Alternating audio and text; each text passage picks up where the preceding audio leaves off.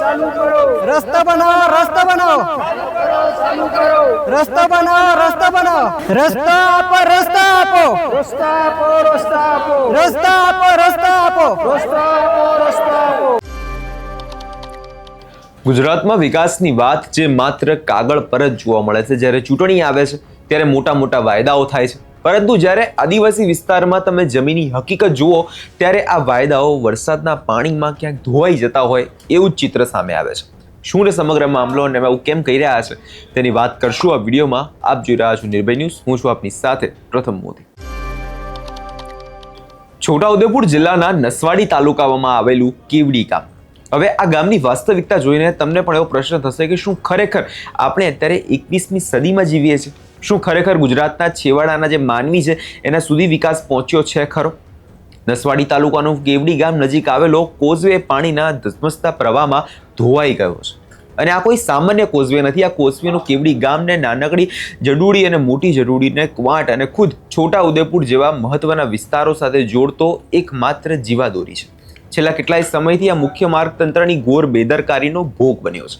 દરેક ચોમાસામાં વરસાદમાં લોકો ખુશીથી આવે છે, ખેડૂતોના ચહેરા પર સ્માઇલ હોય છે, પરંતુ કેવડી ગામમાં લોકો માટે આ વરસાદ કોઈ આફતથી ઓછો નથી। કોતર ઉપર બનેલો આ કોઝવે ચોમાસા દરમિયાન પાણીના સામાન્ય પ્રવાહમાં પણ વારંવાર ધોવાઈ જાય છે। આ માર્ગ ધોવાઈ જવાને કારણે વાહન વ્યવહાર સંપૂર્ણ ઠપ થઈ જાય અને સીધી સૌથી ભયાનક અસર ગામના સામાન્ય નાગરિકોને પડે છે અને તેમના રોજિંદા જીવન ઉપર પડે છે। કલ્પના કરી જુઓ કે કેવું ગામ જ્યાં બહારથી આવવા માટેનો રસ્તો જ બંધ થઈ જાય અને એ ગામના લોકોની શું હાલત થતી હશે? શું મોટરસાયકલવાળા અને અન્ય ખાનગી વાહનોની વાત તો બાજુમાં રહી, સૌથી મોટો ચિંતાનો વિષય તો એ કે ડોક્ટરો પણ નથી આવી શકતા। જ્યારે ગામમાં કોઈ મેડિકલ ઇમરજન્સી આવે કે કોઈ સરગર મહિલાને પીડા ઉપડે ત્યારે કોઈ પણ વૃદ્ધને હાર્ટ એટેક આવે તો 108 જે છે ગામની અંદર નથી આવી શકતી। હવે આ તો કેવા પ્રકારનો વિકાસ? વિચારો, જે સમય 1 સેકન્ડની કિંમત હોય તે સમયે દર્દીઓને ખાટલામાં નાખીને ખભા પર ઉચકીને પગપાળા આ તૂટેલો અને જોખમી કોઝવે પસાર કરવાની જરૂર પડે છે। પાણીના વહેણ વચ્ચે દર્દીના સામે કિનારે લઈ જવાની એવી મોતની મુઠ્ઠીમાં રાખીને ચાલવા સમાન છે। હવે આ જ બધા મામલાને લઈ પ્રશાસનની જવાબદારી અહીંયા મહત્વની આવે છે, પરંતુ પ્રશાસન આંખ આડા કાન કરતું હોય એવું અહીંયા ચિત્ર સામે આવે છે। અને હવે આ જ ગામના લોકો સરકાર સામે બાયો ચડાવીને બેઠા છે અને કહી દીધું છે કે જો અમને આ કોઝવે રિપેર કરવામાં નહીં આવે અને અમારા વિકાસ ખાલી માત્ર કાગળ પર નહીં પરંતુ જમીન સ્તરે નહીં કરવામાં આવે તો ઉગ્ર આંદોલન પણ કરવામાં આવશે। સૌ પહેલા નજર કરી લઈએ દ્રશ્યો પર અને એ વાત સાંભળીએ કે તેના લોકોનું શું કહેવું છે। નસવાડી તાલુકાના કેવડી ગામમાં છોટાઉદેપુર જવા માટેનો ઠેઠ નર્મદા કાંઠેથી 30 થી 35 ગામના માણસો આ રોડ પર આવર જાવર કરે છે અને આ રોડ નારું ત્રીજી વખત બાંધ્યું છે, ત્રીજી વખત તૂટી ગયો। એ પુલ બનવા જોઈએ અને આ રસ્તાને તાત્કાલિક સરકાર ચાલુ કરે એવી અમારી માંગ છે। અને આ 35 ગામના માણસોને આવવા જવા માટેને ખૂબ જ મોટી મુશ્કેલીમાં મુકાઈ ગયા છે।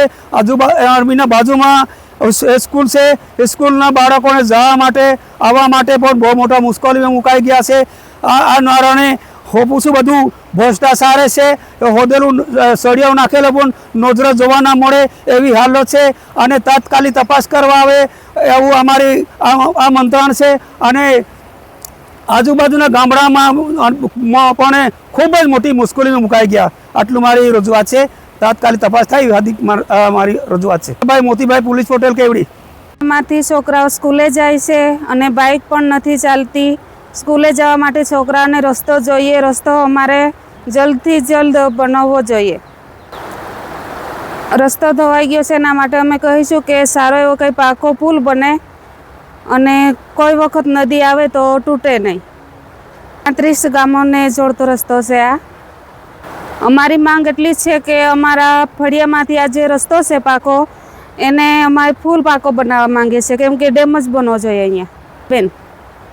चालू करो, चालू करो, रस्ता बनाओ, रस्ता बनाओ, चालू करो, चालू करो, रस्ता बनाओ, रस्ता बनाओ, चालू करो, चालू करो, અમારા ગામનો રસ્તો ચાલુ કરો, ચાલુ કરો, चालू करो, चालू करो, અમારા ગામનો રસ્તો ચાલુ કરો, ચાલુ કરો, અમારા ગામનો રસ્તો ચાલુ અમારા ગામનો રસ્તો ચાલુ કરો, ચાલુ કરો। રસ્તો આપો, રસ્તા આપો, રસ્તા આપો, રસ્તા આપો, રસ્તા આપો, રસ્તા આપો, રસ્તા આપો, રસ્તા આપો, રસ્તા આપો, રસ્તા આપો, રસ્તા આપો, રસ્તા આપો, અમારા ગામનો રસ્તો ચાલુ કરો અમારા ગામનો રસ્તો ચાલુ કરો ચાલુ કરો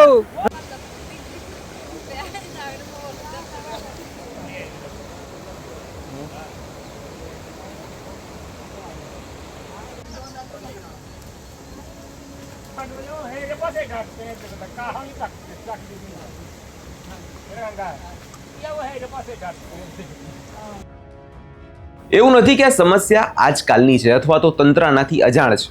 ગામનો દ્વારા આ કોઝવે પણ એક પાક્કો અને ઊંચો પુલ બનાવવા માટે અવનવાર અને અનેકવાર રજૂઆતો કરવામાં આવી છે. પંચાયતથી લઈ ઉચ્ચ અધિકારીઓ સુધી સૌ કોઈને આ સમસ્યાની જાણ છે, પરંતુ બહેરા અને મૂંગા બની ગયેલા તંત્રને આજ દિન સુધી કોઈ નક્કર કાર્યવાહી હાથ ધરવામાં નથી આવી.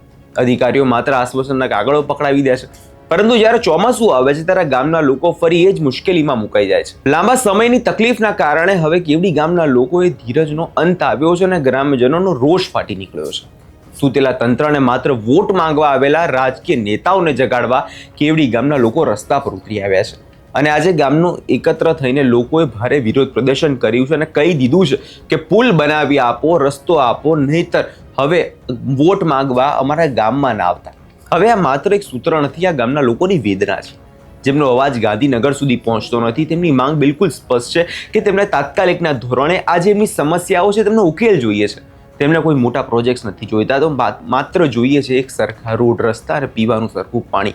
હવે જોવાનું આગામી દિવસોમાં એ રહેશે કે આ મામલે ખરેખર તંત્ર દ્વારા કોઈ પગલાં ભરવામાં આવે છે ખરી, કે આ લોકો ખાલી માત્ર વિરોધ જ કરતા રહે છે. તમને શું લાગે છે કમેન્ટ બોક્સમાં ચોક્કસથી જણાવજો અને અમારી ચેનલ નિર્ભય ન્યૂઝને લાઇક, શેર અને સબસ્ક્રાઇબ કરવાનું ભૂલશો નહીં.